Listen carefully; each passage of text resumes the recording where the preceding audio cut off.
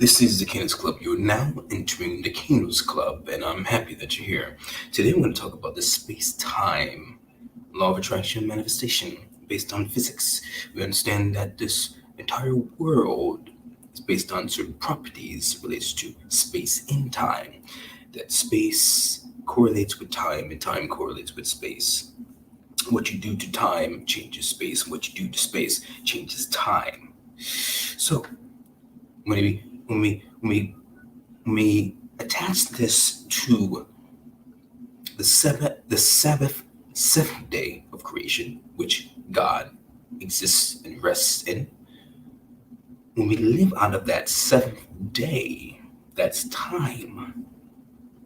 That denotes time, as opposed to the sixth day, the fallen man, the old man. Most people outside of Christ are living out of the sixth day of imperfection, where it's fallen. You see, where it's imperfect.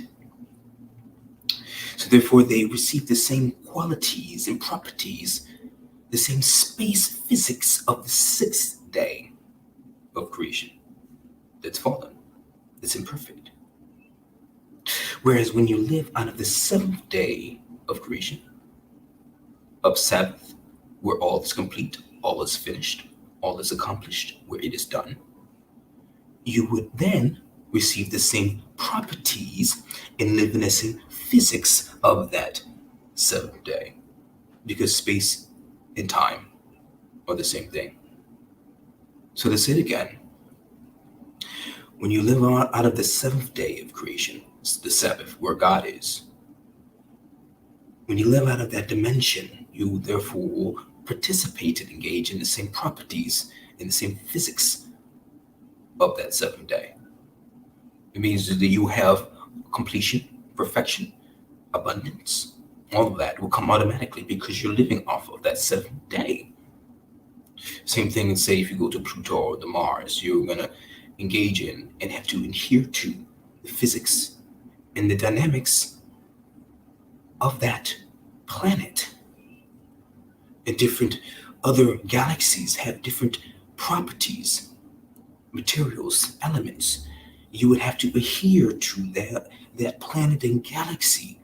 The space and time are together. So whatever time you're in, you automatically are assimilated and adhere to that space, the properties of that space.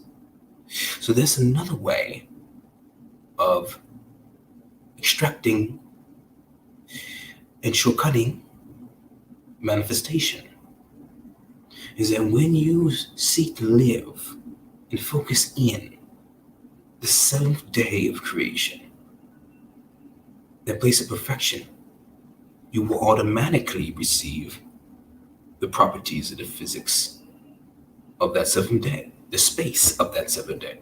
If you live out of the time of that seventh day, you receive the space, the quality, the physics of that seventh day.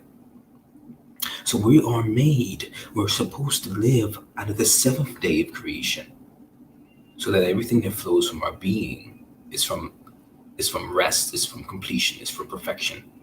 And that's how the third heaven, that's how the throne room of God and the properties of the throne room of God is seventh day Sabbath properties. You see. So if you were to go up to heaven, you would feel everything would be complete, everything will be accomplished. Whereas we're in this physical body, we seem like everything is not complete, everything is not accomplished. But this physical body, as I will talk about, this physical body is far from real. Einstein calls it a very persistent delusion. Because when it gets down to the most smallest part of us, these things cannot be even defined as real. Most of our atoms and protons are empty space. And the things, the mass that makes up the protons are what scientists deem as virtual particles. And these virtual particles are flickering in and out of existence. So they're going into the vacuum, and they're coming out of the vacuum, though the same time holding your form. They're going in. Who you are is going in and out of the vacuum faster than a millisecond. Really, really fast. To the point you don't even know that you are here and not here. A part of you is not here at periods of time, but it's happening so fast. The gluons, what is called gluons, are flickering in and out of existence. So where do they go? When it's not here, it goes back to the vacuum of teeming energy. And it checks up with the vacuum intelligence of all that is. And then it brings that all that is back to you.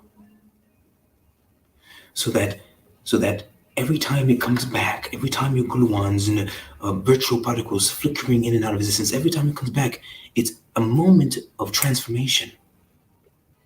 That if you're living out of the seventh day, constantly striving and pushing and activating, those gluons, those particles, those virtual particles, would come back, and they would feed into the vacuum what you are summoning. It will feed to the vacuum that you are living out of the seventh day, and it will give you the resources from that seventh day. It'll give you all the potentialities and probabilities to become that reality in which you are vibrating. So we're not this body is not concrete or able to change not just body but all reality, because reality is flickering in and out. It's constantly changing, and it constantly can be changed, you see. So I hope you like this video. Like, comment, subscribe, and I'll see you in the next one.